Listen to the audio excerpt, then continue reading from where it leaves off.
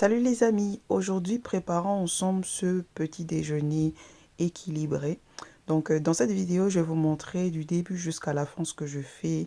C'est samedi, c'est le week-end, donc on va prendre un petit peu de temps ensemble. C'est pas toujours obligatoire de faire des vidéos qui ne durent qu'une minute. Des fois, c'est bien de faire des vidéos à vitesse normale, de prendre le temps de discuter, de vous parler de plusieurs choses. Dans ce petit déjeuner, on va faire des toasts aux œufs accompagnés de fruits. Ici, j'ai pris une sélection de fruits qui ne sont pas forcément très sucrés. Donc, j'ai pris deux variétés de fruits qui sont les pêches et des fraises.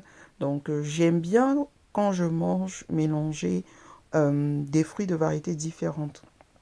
Parce que la particularité des fruits, c'est que chaque variété de fruits a une famille de vitamines ou de minéraux qui lui est attribuée. Par exemple, les fruits rouges ont des vitamines et des minéraux spécifiques, les agrumes pareil, les pêches, les poires, etc. pareil. Donc, chaque catégorie d'aliments, en général, a des fruits qui lui sont, à des nutriments, des attributs attitrés. Moi, ce que je recommande quand on fait un petit déjeuner le matin, c'est vraiment de choisir des aliments de familles différentes. Par exemple, faire des salades de fruits.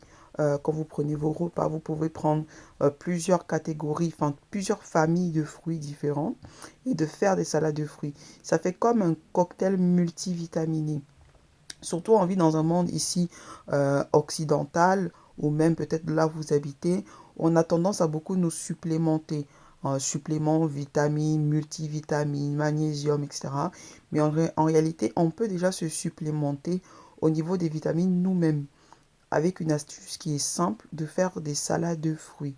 Par contre, regardez, si on veut faire un plein de vitamines et de minéraux, et si on fait une salade de fruits, citron, pamplemousse, clémentine, orange, ça ne sert pas à grand chose parce qu'ici on choisit des fruits qui sont de la même famille ou de la même catégorie de fruits qui touchent aux agrumes. Donc si on veut faire le plein de fruits, de minéraux, de vitamines, on n'a pas forcément envie de toujours prendre des médicaments, des suppléments alimentaires sur forme de gélules. On peut tout simplement faire des salades de fruits. On peut chercher vraiment, moi je me dis, si tu veux vraiment maximiser ta prise de vitamines et de minéraux, fais-toi des salades de fruits avec au moins 4 variétés de fruits différents. Par exemple, une agrume, une clémentine, pomme, banane et fraise. Tu as 4 catégories de familles, en tout cas de fruits différents. Et ici, tu ouvres le panel des possibilités d'avoir un assiette plus complète de fruits, de multivitamines en fait. Donc, encore maintenant, oui, bien sûr, tu peux même encore pousser la chose, aller plus loin en faisant 6 variétés de fruits, 8 variétés de fruits. Après, bien sûr, aussi, c'est un coût. Donc, ça veut dire que quand tu vas aller faire les courses, tu vas pas forcément, quand tu vas faire tes courses, prendre 15 pommes, puis 15 ananas. Non, si tu te dis, ok, dans une semaine, j'ai envie de manger au moins un à 2 fruits par jour, mais il faut que je pense variété. Donc, je vais prendre de bananes, de pommes, 100 grammes de fraises, 100 grammes de fruits rouges, je vais prendre de la clémentine, tu vois. Tu prends tout en petite quantité, mais au final, en fait, tu as quand même une bonne quantité de fruits. Ce qui fait que quand tu vas faire ta salade de fruits, tu prends juste une variété de chaque fruit, tu les découpes, tu fais une salade, voilà, tu les découpes en petits morceaux, tu les mets dans un bol que tu mets au frigo directement, bien fermé hermétiquement parce il y a certains minéraux, il y a certaines vitamines qui s'échappent à l'air ou qui s'échappent une fois que tu coupes le fruit.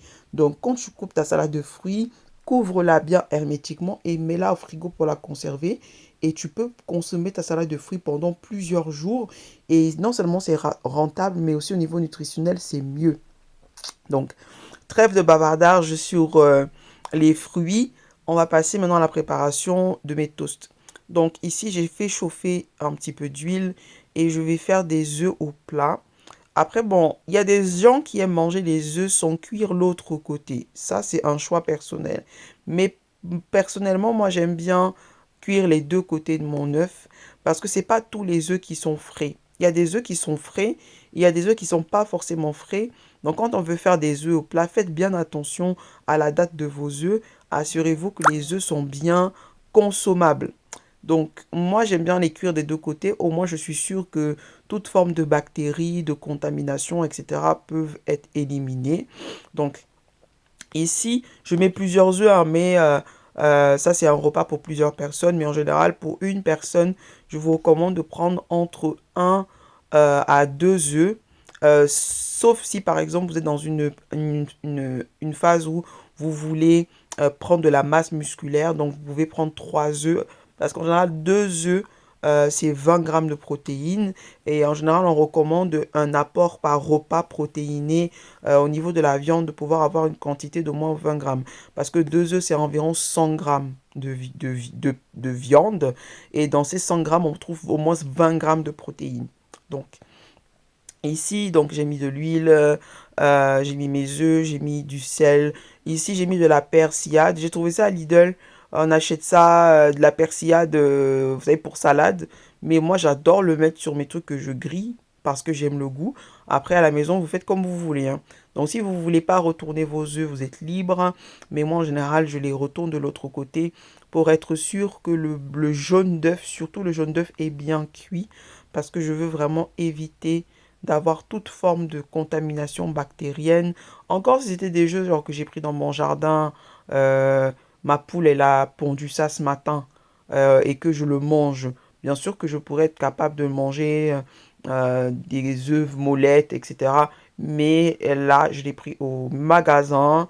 Je n'ai pas été en contrôle de l'exposition à la contamination des œufs. Donc, on va cuire l'autre côté. Une fois que je cuis l'autre côté, environ 1 minute 30, je vais préparer mes toasts. Donc ici, j'ai pris du pain complet. Bon, on sait que le pain complet, il est quand même meilleur au niveau nutritionnel que le pain blanc parce que le pain blanc n'a pas de fibres. Le pain complet, lui, il a les fibres. Donc, quand on va manger, quand on va digérer le pain, quand on va digérer et que ça va entrer dans le sang, quand on a du pain complet, la glycémie, donc c'est le taux de sucre dans le sang, il sera moins haut que quand on mange du pain blanc, du pain de mie blanc sans fibres. Moi, je vous recommande, quand vous choisissez votre pain, privilégiez le pain de mie complet avec les fibres.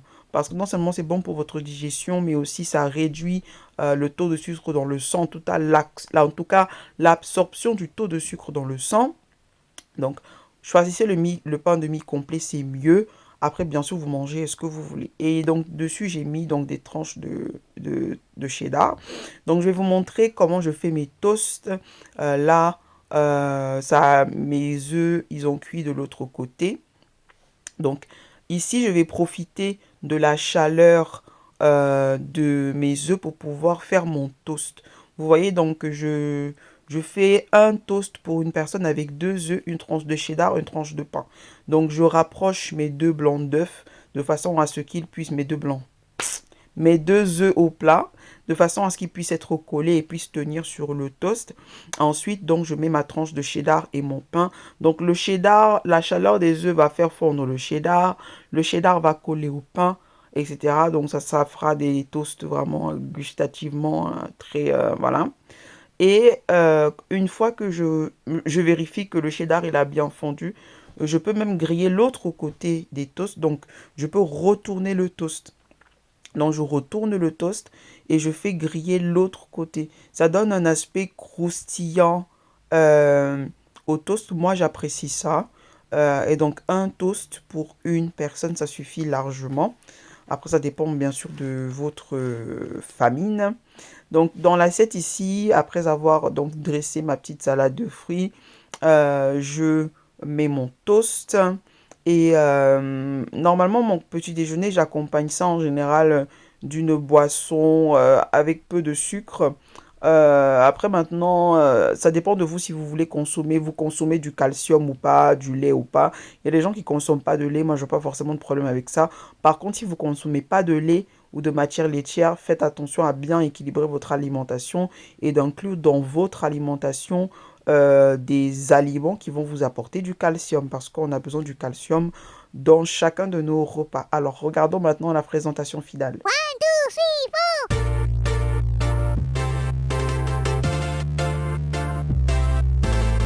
Ah, c'est pas bon ça.